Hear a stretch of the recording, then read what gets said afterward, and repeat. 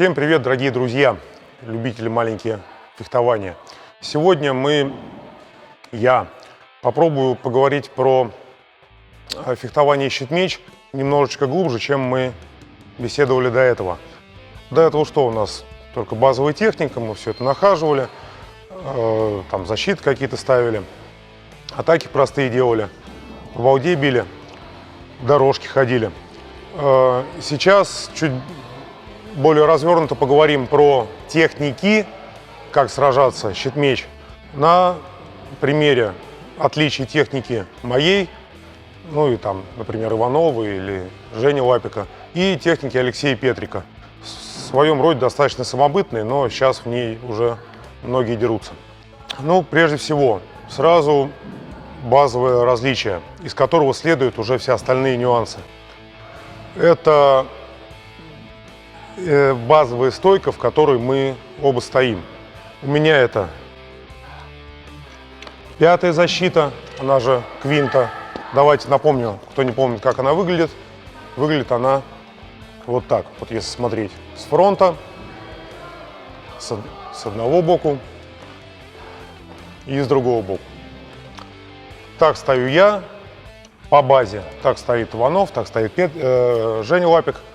Мы сейчас говорим о тех, кто занимал призовые на битву наций. Леша Петрик стоит по базе в третьей защите. Без щита это выглядит вот так, со щитом это выглядит вот так. С одной стороны, с другой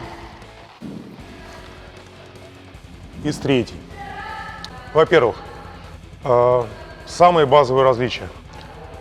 Пятая защита так популярна, потому что она хорошо закрывает нас от самого частого удара. Это прямой удар в голову. У нас здесь меч стоит. Мы все видим. Нам щит не загораживает зрение. И нам легко защитить щитом ножку. Мы берем, просто выставляем чуть вперед. Тук, тук, не особо смещаясь. Все, мы голень закрыли от большинства ударов. Она позволяет нам за счет этого стоять чуть более высоко, не держать вот этот трудозатратный угол, нагрузка на поясницу, на пресс. То есть вот так стоять долго нам не нужно. Мы можем стоять чуть более вертикально, не особо опасаясь за ногу. Если мы нормально ее кроем, то все остальное время можем проводить где-то вот с таким углом наклона корпуса. Он не трудоемкий.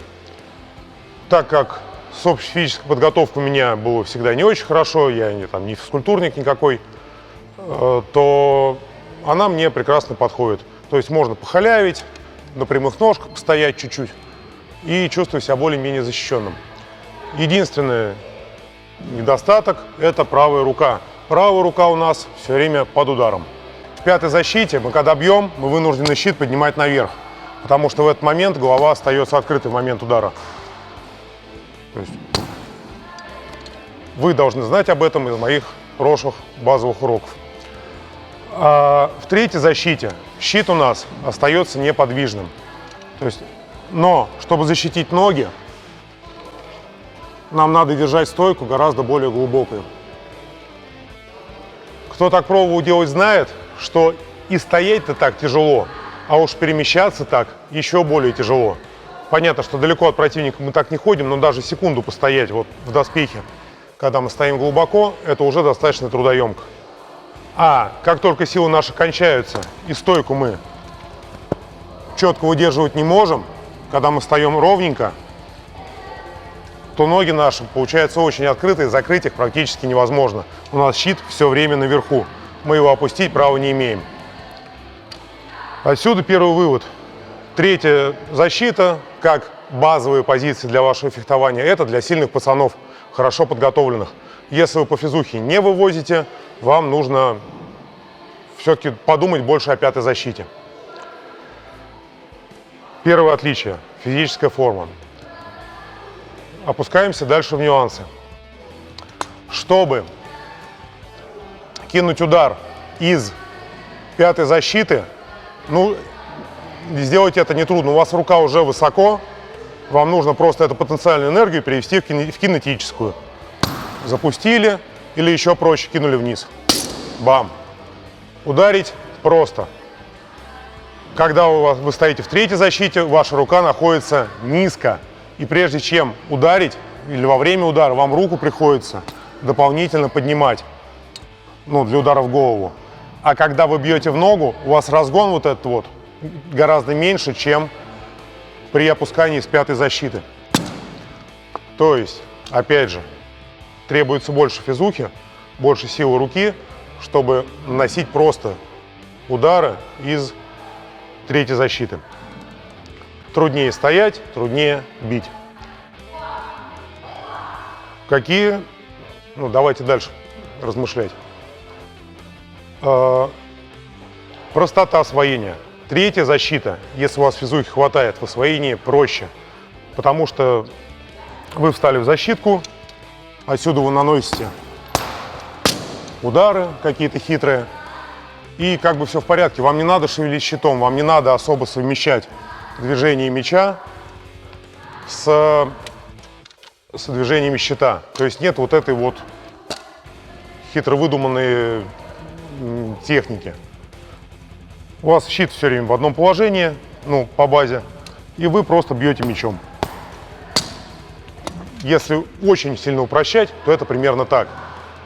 Если вы стоите в пятой защите, вам для начала, ну, по меньшей мере, надо научиться убирать предплечья. То есть у вас меч должен быть все время подвижный, вы все время должны прятать свою ручонку, выставляя защиту фактически только на удар.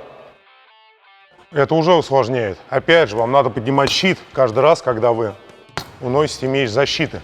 Это тоже усложняет технику. Вот так. Ну вот, пятая защита требует больше отработки именно техники, больше вот этого вот боевого чутья. То есть натренировать бойца с нуля проще в третью защиту. Пятая труднее. Но по физухе, опять же повторюсь, начинающие бойцы не часто ей обладают хорошей. Все-таки проще с пятой. Какие дальше у нас последствия? Все-таки, так или иначе, третья защита чуть более открыта. В ней нельзя особо отстояться. Не только потому, что она достаточно закрыта, особенно с правосторонней стойки, как Леша, собственно, стоит, не держать левую ногу под ударом, а держать здесь. Тут рука торчит, ее просто спрятать. В ней долго не простоишь, в ней долго особо не защищаешься. Если противник вас спамит ударами, а вы ничего не делаете, вы так долго не продержитесь. Вы просто не выдержите именно вот это удержание. Отсюда опять следствие. Третья стойка, несмотря на то, что она кажется более закрытой, она предполагает гораздо более атакующую технику ведения боя. Она предполагает атаку, потому что отстояться в ней очень-очень трудно. Пятая защита провоцирует немного более халявное ведение боя. Мы можем лучше защищаться, у нас лучше закрыты ножки, то есть постоять на дистанции, чего-то поделать, ножки поубирать. Опять же, требует гораздо меньше сил. То есть если вы некой виртуозности достигли, стоя в пятой защите, то там можно многое себе позволить в плане отдыха во время боя. Внизу под видео есть ссылочка на последний наш с Лешей бой. У нас 1,5 минуты просто рубки. Но и там можно вычленить вот эти вот нюансики. То есть даже в момент разменов я пытаюсь, у меня подготовленный я был хуже, я пытаюсь уйти в защиту, а Леша вынужден всегда атаковать, почти без перехода в защиту. Да, наверное, вот все отличия. Дальше смотрите видео, анализируйте. Уже анализируя то, что я вам наговорил, попробуйте оценить наши бои, их несколько. Мы, наверное, ссылки дадим на эти бои. Попробуйте проанализировать эти бои, и наверняка вы что-нибудь из них почерпнете. Сразу оговорюсь, то, что я сейчас сказал, вот это вот, я стою в пятой, а Леша стоит в третьей, это заметно очень не на многих промежутках боя.